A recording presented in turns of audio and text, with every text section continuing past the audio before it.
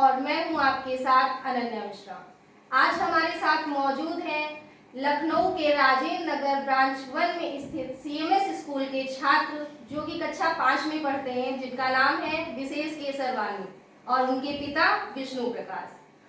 अभी हाल ही में ब्रेनो ब्रेन संस्था द्वारा कराया गया राष्ट्रीय प्रतियोगिता में विशेष केसरवानी ने चैंपियनशिप ट्रॉफी को अपने नाम किया। अब एक बार फिर विशेष केसरवानी ने अंतरराष्ट्रीय प्रतियोगिता में भी जीत हासिल की है। तो विशेष के पिता का, मैं विष्णु प्रकाश जी का मैं बहुत बहुत स्वागत करती हूँ हमारे चैनल एजुकेशन लीड्स पर। Thank you. अच्छा विशेष, ये बताइए आप हमें कि आपने किस तरीके से इस कंपटीशन के लिए पढ़ाई की? जैसे मैं सुबह उठता था हमेशा, और हर रोज सुबह उठकर पहले ब्रश मुंह हाथ धो के सब नहा वहा के फिर पूजा पाठ करता था और सूर्य नमस्कार करके अपने माता पिता के पैर छूकर दिन को आरंभ करता था। और फिर उसके बाद हमारी ऑनलाइन क्लासेस शुरू होती थी। और जैसे अभी ऑनलाइन क्लासेस में द्वारा जब भी हमारी टीचर जैसे बीच में एनर्जाइजर कराती थी कि बच्चों को खुश करने के लिए, तो मैं भी उस समय भी कर लेता था। उससे क्या हुआ, मेरा टाइम भी बच गया। और उसके बाद क्लास के बाद फिर मैं थोड़ी देर का ब्रेक लेता, उसके बाद फिर से मैं बैठ जाता इसकी प्रैक्टिस करने में। तो आपने जो है इस कंपटीशन को जीतने के लिए आप डेली कितना पढ़ाई करते थे? मैं डेली क्लास तो लेकर उसके बाद से मैं 5 घंटे तो देने ही देने थे, ये मैंने ठान के रखा था। और लेकिन जब कंपटीशन करीब आने लगा तब मैंने उसे 7 घंटे देने शुरू कर दिए। आप डेली 7 घंटे पढ़ाई करते थे। फिर आप खेलते कब थे? मैं खेलता, मेरे पिताजी ने मेरा बैडमिंटन भी लगवा रखा है और ये सब में उसमें एडमिशन करा रखा है, क्यों ताकि मेरे को पढ़ाई के साथ साथ खेल भी सकूं। इसलिए मैं 3 से 4 बैडमिंटन खेलने जाता था। अच्छा, तो जब आप ये पढ़ाई करते थे 7-7 घंटे आप डेली पढ़ाई करते थे, तो इसमें आपकी कौन कौन हेल्प करता था? मेरी मम्मा करती थी और मेरे पापा का भी बहुत इसमें ज़्यादा सहयोग था। और मेरी जो टीचर संध्या मैम थी, उन्होंने भी मेरे को बहुत अप्रिशिएट किया, क्योंकि जब वो कहती थी तुम्हें जब भी मदद चाहिए हो तुम मेरे को कभी भी फ़ोन कर सकते हो। और अगर मेरे को कोई भी क्वेरी होती थी मैं उनको कभी भी फ़ोन कर लेता था और वो मुझे मेरी क्वेरी सॉल्व कर देती थी। तो आप विशेष मुझे ये बताइए, जब आप इस कंपटीशन में पार्टिसिपेट कर रहे थे तो आपको कैसा फील हो रहा था? डर लग रहा था आपको? हाँ, मेरे को डर भी लग रहा था और मेरे पर अंदर से कॉन्फिडेंस भी था कि हाँ मैं ये कर सकता हूँ। पर अंदर से थोड़ा लग रहा था पर ये क्या है, ये मतलब डर टाइप का लग रहा था। और उस समय जब काउंटडाउन चल रहा था, मतलब कि 10 सेकंड बाकी थे कंपटीशन स्टार्ट होने में, तब तो मैं बहुत ही ज़्यादा डर गया था। पर फिर मेरे पिताजी ने समझाया कि डरना नहीं, वरना तुम कंपटीशन में जो तुम्हें आता भी होगा वो भी नहीं कर पाओगे तुम। बिल्कुल।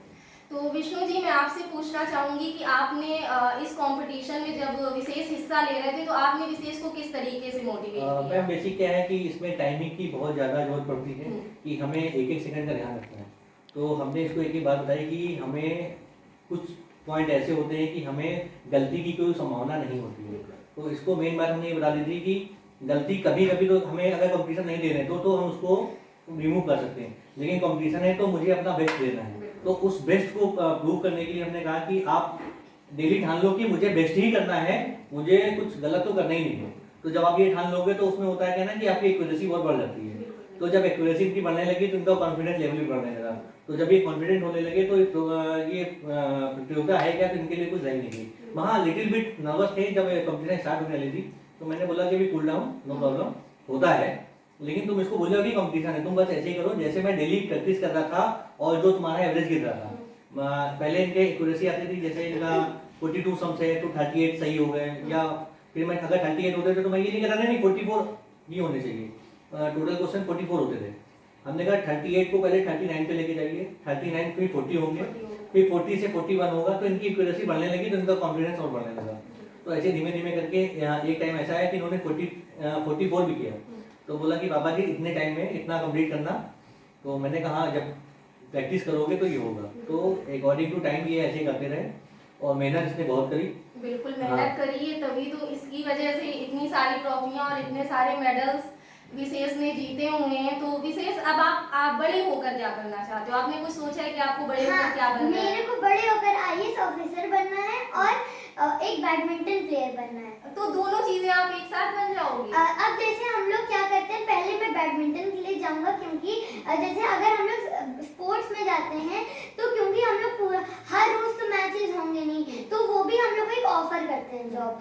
तो जो है अब वो तो जॉब मेरे को मिलेगी और मैं जैसे जब आईएएस ऑफिसर की तैयारी करूंगा उसके साथ साथ, तो जब जैसे अब हर रोज तो मैच हुआ नहीं करेगा, जिस दिन मैच होगा उसके दूसरे दिन से फिर मैं हर रोज प्रैक्टिस किया करूंगा आईएएस ऑफिसर की। फिर एग्जाम वाले दिन अगर मैं पास हो गया तो उस दिन, अब जैसे अगर अब कोई मीटिंग है जैसे मेरी आईएएस की, तो फिर मैं उस दिन मतलब जो मेरे हेड होंगे तो उनसे मैं कह दूंगा कि आज के लिए क्या आप पोस्टपोन कर सकते हैं, क्योंकि मेरा मैच है। तो क्योंकि आईएएस ऑफिसर्स भी हैं, तो अब हम लोग को वो भी कर सकते हैं, क्योंकि हम लोग पूरे दिन भर उसमें करते हैं, एक दिन के लिए वो भी कर सकते हैं इसलिए। अच्छा, तो आपको ये आईएएस ऑफिसर या जो है बैडमिंटन प्लेयर ही क्यों बनना है? क्योंकि आईएएस ऑफिसर का ये रीजन है, क्योंकि मेरे को हम लोग का जो इंडिया है उसमें वो हम लोग, मेरे को जो जितनी भी जनता है तो उसको दिखाना है कि बहुत सी चीजें हम लोग की कंट्री में गलत हो रही हैं, पर हम लोग को वो दिखाई नहीं जा रही है।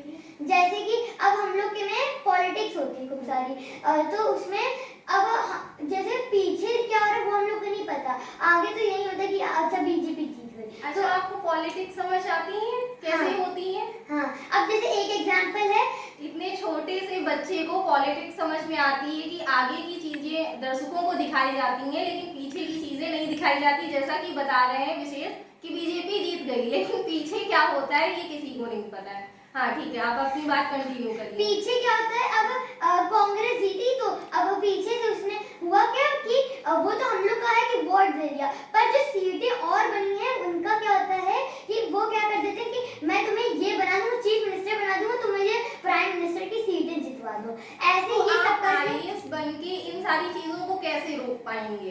तो मैं ये सब हम लोग की जो जनता होगी उन सबको बता के उन सबको दिखाऊंगा कि ये सब हो रही है, तो आप हम लोग की इस तरीके से हेल्प कर सकते हैं, तो वो मेरे को भी सपोर्ट करेंगे और इससे मैं भी कुछ कर सकता हूँ। चलिए, बहुत अच्छी बात है, आप जरूर एक दिन आईएएस बने। अच्छा ये बताइए, जो आपने ये कंपटीशन जीता या जो आप और भी कॉम्पिटिशन्स की तैयारियां करते हैं, इसमें आपके टीचर्स का आपको कितना सपोर्ट मिलता है? टीचर्स का भी मेरे को बहुत सपोर्ट मिलता है। जैसे एक बार हुआ कि जो है मेरा स्पेल बी का कंपटीशन था, तो उसमें फोनेटिक्स लैंग्वेज आनी थी, तो मेरी स्कूल की टीचर्स ने भी कुछ टीचर थी तो उन्होंने मेरी बहुत हेल्प की, उन्होंने मेरे को फोनेटिक्स लैंग्वेज में हेल्प करवाई और जो है बहुत कुछ मेरे को सिखाया, और वो मेरी जैसे लंच पीरियड में एक्स्ट्रा जो है क्लासेस ले लेती थी कभी कभी।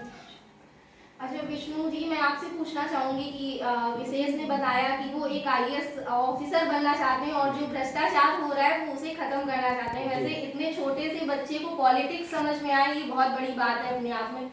आप क्या जो उम्मीदें रखते हैं विशेष से कि वो आगे चलकर ऐसा क्या करें? मैं अभी तो मैंने ऐसे एनजीओ का कोई हार्ड फास्ट कभी मैंने कुछ छोड़ा ही नहीं। मैंने सिंपली बोल रखा है whatever you want to do you can do, I will support everywhere, है ना। अगर ये जो करना चाहते हैं इनको खुल के करने की मैंने पूरी आज़ादी दे रखी है, और बस एक चीज़ बोल रखी जो जो करना अच्छा करना और सही करना, मतलब इसमें ऐसा किसी का ना है कि हमने किसी के साथ कुछ गलत किया। तो ये मन में मैंने शुरू से बात डाली है, ये मेरा पूरा परिवार लेके चलता है कि कभी किसी के साथ गलत ना हो, और थोड़ा हम लोग ये देखते हैं कि हम लोग को गलत अच्छा भी नहीं लगता है।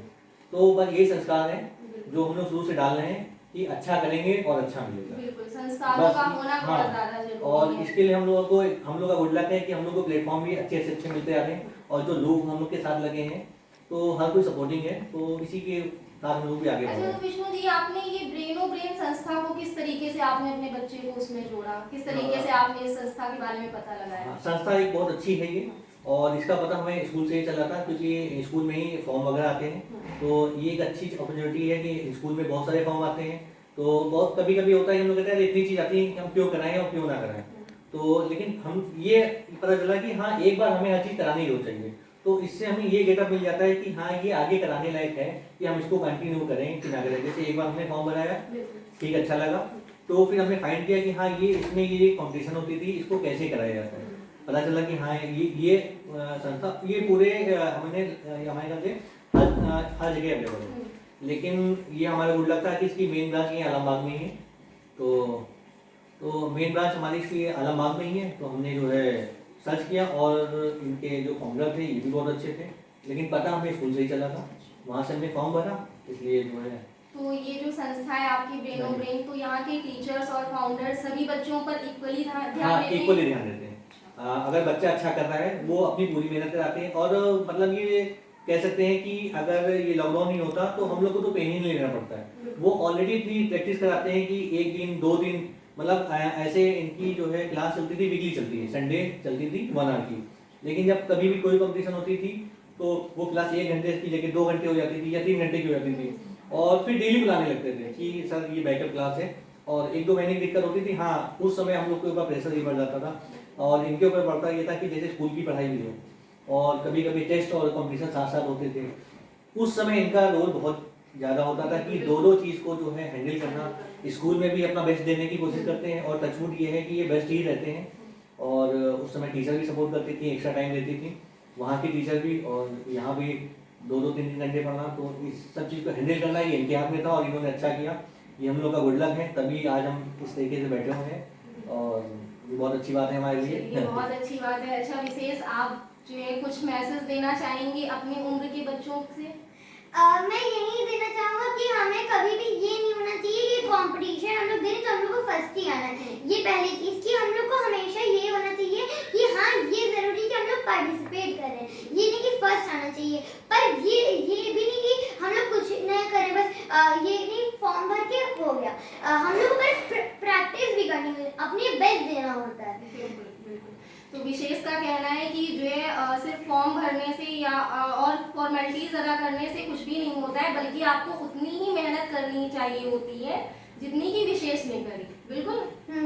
और अगर हम लोग कोशिश करें और अगर बच्चे करना भी चाहें तो मेरे से भी ज़्यादा कर सकते हैं। मैं भी बहुत से बच्चे होंगे जो जिनके आगे मैं कुछ नहीं होगा। बिल्कुल बिल्कुल। अच्छा विष्णु जी, मैं आपसे पूछना चाहूँगी कि आप जो और भी पेरेंट्स हैं जो अपने बच्चों को पढ़ाते हैं, लेकिन कुछ ऐसे पेरेंट्स हैं जो सिर्फ स्कूल या बच्चों को ट्यूशन लगवा देते हैं, वो सिर्फ उसी पे डिपेंड होकर रह जाते हैं, और वो फिर बाद में ये बोलते हैं नहीं बच्चा पढ़ने में कमजोर है या उसमें कुछ टैलेंट नहीं है। तो आप उन पेरेंट्स को क्या जो है मैसेज? मैम देखिए, ये तो कहना गलत है कि बच्चे में टैलेंट नहीं है। हाँ ये है कि हर कोई इक्वल नहीं हो सकता, लेकिन कहीं ना कहीं देखिए, जैसे हम खेत में अगर बीज डालते हैं तो वही बीज उगेगा जिसमें खाद पानी हवा सब मिलेगी। अगर हम खाली उसको पेड़ जमीन में दबा देंगे और पानी नहीं डालेंगे तब भी वो नहीं उगेगा, पानी ज़्यादा डाल देंगे तब भी नहीं उगेगा, और उसको छाई में रख देंगे धूप नहीं मिली तब भी नहीं उगेगा। तो कहीं ना कहीं कैपेबिलिटी सब में है, बीज सारे उनमें आले हैं। तो ऐसे बच्चे भी हैं कि हाँ ठीक है कि उनको अगर हम पॉलिश करते रहेंगे, उनके साथ मेहनत करेंगे, अगर मेहनत करेंगे तो उसका फल जरूर मिलेगा।